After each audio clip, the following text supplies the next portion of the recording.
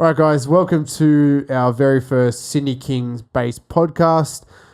We call it On the King's Dime. This is episode 1, Ground Zero. So this is taking it back to the original. We are building from scratch as the Sydney Kings head into the season with their new marquee signing, Andrew Bogut. This is really the frontier of the rebuilding of what should be the largest NBL club in Australia. Yeah. Obviously, with Sydney being the largest city in Australia. So we're really going to be on the ground, talking about these guys and bringing to you all wrap-ups from 28 games regular season. And obviously, we're going to be talking up until the regular season starts with some of the preseason, because I think really they've got a completely new team this year. They've brought in some experienced guys. They've brought in the most experienced guy, our first number 1 draft, Andrew Bogut, and they've got Julius Randle returning to the team from last season. But, it's exciting. Their first game was against Japan. That was on last Friday? Yes. Friday, yeah. Friday night. And from that, we saw that, the youth that they brought into the team really looked quite good. And we're pretty excited about that. But before I do that, we're going to plug a few things. Firstly, Aussies take over the NBA. That's our podcast. That's what we started with. So if you like this one, go and check that one out as well. Ben's going to plug, what are we on the King's Dime at Twitter? So we're on Twitter, on the King's Dime. I haven't set it up yet, but I will set it up. But yeah, we'll be on hashtag the Collectives Podcast Network. Still working out how to upload at this stage. I mean, we're going to get this recording out of the way, and then we'll sort of work out how we're going to distribute what networks we're going to put it on. But so just search for On the King's Dime. If you're listening to this, and don't forget to check out our other podcast, Aussies Taking Over the NBA. Obviously that's going to get into full swing in a couple of months, but we're going to do this one on the King's Dime as well as Aussies Taking Over the NBA at the same time. So we're going to be pretty busy doing some of that stuff. So yeah, that's going to be good. Excellent. So we are. What do we want the Kings to achieve this season? I think a playoffs berth is what we're really grinding for. And looking at Friday night, and looking at last year, the NBL is getting better. There are better sharpshooters. The ballers move better. We're getting guys that are getting picked up from the NBL going to the NBA, i.e. Mitch Creek. So if the league is growing, next year they're actually going to add a 9th team. Yeah. Which is cool. It means it's an expansion phase, and that's a good thing because it's only going to mean the game is getting better. We're going to see more imports, but we're also going to get more young guys coming through out of the development program. So kick it off. We'll talk about the game Friday night, and we can talk about, Bogut and what he's going to bring to the team from that. But they played Japan Friday night. Yeah, Daniel Kickett was absolutely lights out. He was hitting everything. Yes, very, very good. I mean, Japan didn't have Nick Polio-Fazekas. They didn't have Watanabe, who played for Brooklyn in the Summer League as well. Yeah. And they didn't have that import. Rui Hashimura. Yeah. He's going to be Japan's first NBA star. He's really something pretty special for a guy who's in college. But they didn't have Nick Fazekas. They didn't have that guy that's playing for Brisbane as well, whose name just totally escapes me right now. Yeah. But it was a pretty depleted team, and you could tell it was quite depleted. They started to warm up kind of second half, but the damage had been done. Kickett, absolutely smashing it. Yeah, just lights out. 24 points within pretty, I think it was 6 from 8 from beyond the arc, which is nuts. Yeah. And they really weren't challenged defensively. Deng also got 10 points, and he was very good from the sharpshooter position. But the first around the rim too. He finished off a couple of good plays. Couple of good alley-oops. It's that Bogut sort of screen and roll to the rim where he finishes on the far side of the rim. I think that's something that Deng and Deng Akuth can both sort of get into their game as well. And that could be a pretty deadly sort of attacking sort of move for the Kings. The game started pretty scrappily, a little bit frantic. You could tell that this team, like the Sydney Hasn't team, played together. But straight away, Bogut just the way he can manipulate. I'm going to say manipulate because I think it's a good work. It's just when he doesn't want to go to the rim, he can just stand back at the top and direct play. Yep. And he played the first 10 minutes and played 6 minutes of the second quarter. Yeah. And got 6 assists. Yeah. As a big man. And some of the passing was ridiculous. Yeah. If you look at the way he sort of grew through that phase with the Warriors, it was, he didn't have to score the ball. And I mean, in the NBL, he's not going to be a go-to scoring option, and that's not really his game. His game is mainly to sort of defend the rim and sort of come out towards the three-point line and facilitate and screen for other players. And I reckon that's something that will take a little bit of getting used to. Knowing your center isn't a traditional center as a player would be quite hard to play off because you're not going to run screen and roll and you're not going to run dedicated screen and pop for a shot. It felt like that. The start of that game really felt like, why isn't Bogut standing at the rim? Like, why isn't he? Why is he standing up here? Why is why is he handling the ball? Until a couple of minutes, 3 or 4 minutes in, where he would hold the ball and suddenly, I think it was Leash and Wilson cut, and then the other guy cut, and he was wide open, and Bogut just went, dropped the ball off to him, and he scored. Until they sort of went, oh, right, he handles the ball at the elbow. We can cut and cut inside, and he'll find us. And then that suddenly sort of opened up their offense, and that's where his assists were coming from. They packed off the points. They packed on the points. There was a couple of nice hook shots as well. He just kind of lets them go, and they just drop in. But that's not his strength. Like, I mean, I don't know. Ego-wise, I'd say he'll want to score some maybe 8 to 10 a game. You might want to take 5 or 6 shots a game. But really, it's not his thing to dance across the lane and throw up a lefty hook shot. No. It's not a fundamentally high percentage sort of play for Bogut, but he makes up for that with his passing. Passing and just his ability to space and screen. I think the big one is just his ability to screen the runner and let the cut happen.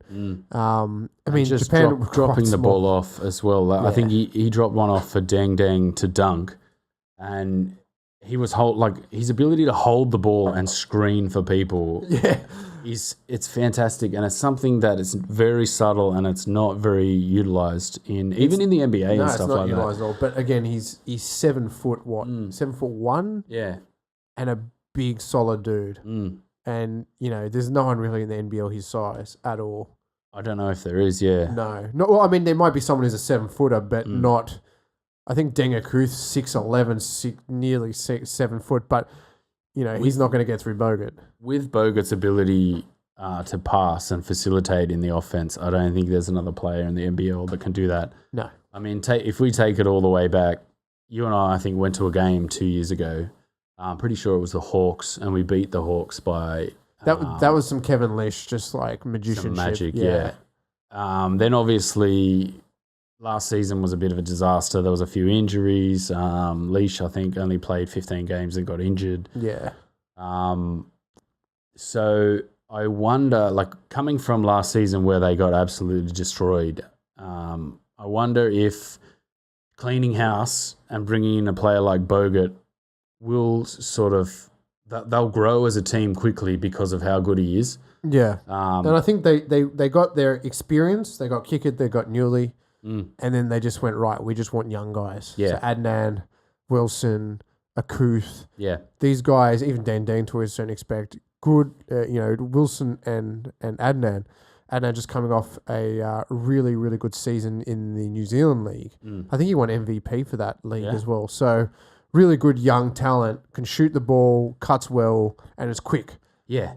Well, very quick. Japan are quick. Like when we watch the Boomers play them, I was marveling at just how quick they are. Like the speed at which they play, the speed at which they move. Obviously, as a defensive unit, it really speeds you up and makes you quite frantic. Yeah. They showed a little bit of that, but it was more the Kings, how quickly the Kings were playing. And once they worked out that Bogut can handle and find them anywhere, having Wilson and Adnam cut, and Leash as well, like the speed at which they can cut, I think it's really going to open up another dimension into their attacking game this season. And one thing that, I know Brad Newley's been around for a long, long time, but man, that dude can drive to the basket. He just gets to the basket, no holds barred, and is, pretty efficient at it for someone who is a bit older and, maybe not in prime, but, full court, just steam ahead, get to the basket, no one can stop him. And then you got Kickett knocking down shots from pretty much every corner of the field, which is good. So I think Lish obviously being healthy, Kickett being there, and a Bogut center, we're in the stead to at least face Melbourne. I think Melbourne are the premier team, really. Chris Goulding is a good sharpshooter, and they've got some really, really good handles. But they won it last year, didn't they? They did win it, yeah. That shows how much I know. I've only done Kings-based research. I haven't done actual full-on NBL style research. They beat the 76ers. I mean, NBL's not a great league in terms of team volume. Yeah. Only 8 teams. But, they beat the 76ers in the final. So, and it was a close series. But again, I think the last game, Melbourne just blew them away at home. But realistically, what the Kings have over every other team this year is a center who is an ex-NBA champion. Yeah. Well, let's just say he's an ex-NBA champion. And played a proper part in that championship. Yeah. That's not just he turned up and got a championship. No. And I think there's a dimension to his game that your regular sort of NBA and NBL watchers who just watch basketball wouldn't really understand the subtleties of Bogut's game and how they really sort of develop his teammates. Yeah. And it's that sort of it's that on-ball screening, like his ability to screen and wait for a cut to not only finish, maybe somebody make another cut, and he'll find them as well. I mean, it's going to be interesting to see how the NBL defenses react to that, because I'm not sure if it's something that they've seen. It's not something they've seen. I don't think it's something they have the size to really properly box him out, because if he doesn't have the option to go to a fast-cutting player, he'll just back a guy down and dunk, or back a guy down and little overhook or a little layup. One thing he hasn't played a lot of basketball over the last couple of years is fitness. I think second quarter you really saw him struggle. Yeah, he was starting to blow a little bit. But I mean, he had 10 minutes solid first quarter. So whether he's used in shorter bursts to begin with, getting his fitness up, 4 minutes a quarter, 5 minutes a quarter. I think what happened when Lish and Bogut and Kickett were off the field is there was a frantic sense of, we don't know how to run this. And that's with obviously Dangakuth, who got a couple of nice blocks, really good rim protector. Not a great rim finish yet, but he's a youth development player. So I can understand that that's something he's working on. But great rim protector. Deng is, for me, fucking athletic. Yeah. Like, that dude can run, those cut, two dunks and jump. were fantastic. Yeah, very, very athletic. And looking to cut for the alley-oop dunk. That's from my mind. So he's going to be exciting this year. It's a new lease on life for the team, which is very nice. Well, if you look at just all the players that have left last year to this year, they've cleaned house. I mean, Jason Gadee has gone to the Bullets. Perry Ellis, he played all their games, an American import. He's gone back overseas to the Bundesliga. Jeremy Taylor only played 11 games. I think he came as injury cover for Leash. Yeah. Todd Blanchfield's gone to the Hawks. Humphreys has gone over to the Serbian League, so hopefully he can sort of build his game a little bit. Travis Leslie only played 8 games, and he's gone over to the French club. They had the Indian import, Amripal Singh. He was a centre. And then Tom Garlap, Adam Thosby, Jeremy Kendall, like all these guys who have they've just cleaned house. And looking at their roster now, you've got... It's very lean. I mean, they've kept Jerome Randall? Jerome Randall. Yeah. Julius Randall. Yeah. Oh, it'd be great if they had Julius Randall. Yeah, that's true. Jerome Randall. So, they've kept Kevin Leash and Brad Newley. Kyle Adnam is on board now with Daniel Kickett, Tom Wilson, Jerome Randall, Dane Pinau, and of course Andrew Bogut, Deng Deng, and David Weir, who I think only just recently signed. Yes. And then Denga Kuth's not on there either. No, but he's a development player, Yeah. so he's in and out with the junior leagues as well. So he's definitely someone to watch as a rim protector. I think he can play some good backup center minutes with teams that are really looking to drive to the basket, and with teams that are potentially looking to shoot more. Dane Pinau looks like a solid center who can play the screen quite well, play the on-ball screen. So that's good. Tonight they're playing St. Mary's. Yeah. Oh, and don't forget Brian Bowen's coming in as well. Oh, yeah, that's right. Another deadly sort of attacking the rim player. So another cutter. And that's, again, if you're going to get the best out of Bogut, you want you guys cutting and understanding, setting pin downs, baseline screening, cutting. That's all about ball movement. And it's great to watch. I mean, having watched the Warriors, it's good basketball to watch. Not only is it effective, it's fun to watch. It's interesting basketball, watching guys, cut to the rim and finish. The ball's always moving, players are always moving. So it's not, it's not an ISO style. It's not a, sort of boring style. That's, I didn't watch much of last season because they were losing a lot, but I wouldn't imagine they were playing fantastic basketball. No. Ellis and Jerome Randall shouldering a lot of the responsibility. So yeah, I mean, Jerome Randall's averaging 20 points, 5 assists a game. So he was still shooting. But, I mean, without Lish, really is your second or primary ball handler or running a primary unit. It's going to be a different game this year. It's good to see if Jerome Randall, how he plays with Bogut in the first game. I don't think he's playing tonight. I think he might be playing next game. Yep. I think they got one tonight, and they got a couple. I think they're playing in Hawaii on They're playing Sunday. the Clippers on Sunday, are they? No, I think they're playing Hawaii on Sunday. Oh, they're playing Hawaii. That's a closed event. Yeah, you can't actually watch that. Yeah. They're going to play a lot of games. I think they're going to play about 12 games before the season starts. Which is good. Yeah. Yeah. The other thing, like Bogut is not traditionally a big body type of player. I mean, he lost a lot of weight in those 2 seasons that the Warriors won, and then the next season. Like, he lost a bit of weight. So to me, he looks a little bit like he's undersized for where I've seen him in the past. But that, it can be a good thing. It can be a bad thing. I mean... Look, for 28 games, though, it's not an 82-game roster. It's a 28-game roster. Yeah.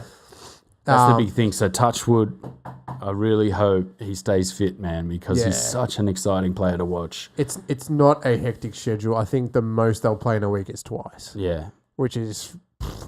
compared to an 82-game season, yeah. Plus playoffs, crazy. you're like, yeah. So he's obviously made the decision to preserve his body, and it's all for the better of our entertainment, which is fantastic. Yeah, man. I'm looking forward to it, man. I want to watch him play this season. Even just watching that game the other night, yeah. I was getting these flashes of like, that's exactly how the Warriors play. Like watching 2 guys converge on the rim and both be wide open, and it's just like, yep, that's the power of wing pin downs that. I don't know, maybe the NBL hasn't seen this sort of stuff, so I wouldn't be surprised if the style really sort of translates to the fans and gets them playing, gets the fans watching good basketball and really gets the fans excited as opposed to just winning games and getting excited. Like playing good basketball is a totally different level, Yeah, you can play pretty boring basketball, but that's effective, but it's not really exciting. But no, it was an exciting game on Friday night, and hopefully we'll get to see more of it tonight. I unfortunately have no internet at the moment, so I won't be able to do that. But Ben will be wrapping that up next week. Do a summary, and we'll do another pod next week. Do another pod. We might do another pod after they play the Clippers, which we should be able to stream live. Hawaii's only 4 hours behind us. I don't know when they're playing the Clippers. And then maybe it's a bit further. I think it's September, end of September. It is, yeah. Yeah. So, they're playing University of Hawaii, I think, Sunday. I think it's Sunday. Yeah, it's closed doors game. Yeah. Yeah. So I won't be able to watch that and bring any analysis or anything. But hopefully, again, I'm looking forward to watching this team play because I think it's going to be very interesting. Definitely. Hopefully we'll bring a lot more content and...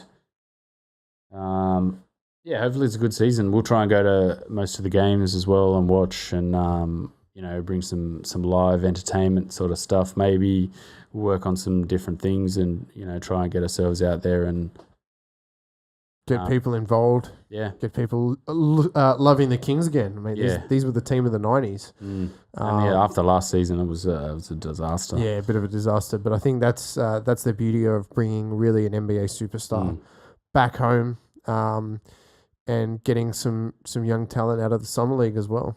The other thing too, like podcasting, obviously, it's documenting your hobbies and watching a sporting team. It's really easy to watch a sporting team when they win and experience it in the moment.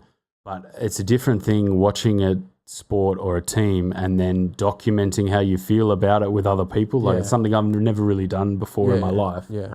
That was very internal. And even the Warriors, watching the Warriors for the last 7-8 years, that also has been very internal. So again, like I'm just looking forward to watching and chronicling how I feel about sport. Like that's going to be the most interesting thing about this. About not only the Kings, but the NBA as well. And, good luck to Mitch Creek over there. I hope he does well. Yeah, I hope they come to an agreement where Adelaide gets a bit of cash. Mitch Creek Mitch Creek gets to live his dream, and we have another Aussie in the NBA, developing and giving us that run, because it's all about the FIBA World Cup next year into the 2020 Tokyo Olympics. Because this is the only time in history, I think, other than Spain maybe 4 or 5 years ago, that the US team looks like it might be toppled in some respect. Yeah. Because maybe. I hope so. In some respect. Yeah. I think that's... I think it's our best chance in the next maybe 4 or 5 years. If I think, what's the next Olympics is... 2020, Tokyo. Tokyo. And then 2024. So what's that? That's 8 years. I think an 8-year window of 4 tournaments. I think there's two World FIBAs, Cups, and 2 Olympics. I think, from my mind, well, two or 3 seasons in for Ben Simmons, who really is the poster child. Bogut still playing, and still Baines and Bogut running the centre. Mitch Creek running the power forward with Thon. Yeah, you've got Paddy shooting. You got Joe Ingles shooting. You got Chris Goulding shooting. Yeah. You got Danke is Ryan probably Broekhoff shooting. Like these guys, you got Jonah Bolden potentially as like a third line power forward, or you don't know what he's going to bring in his development in the next season. So, yeah, technically, sort of the forward areas where Australia sort of struggled really.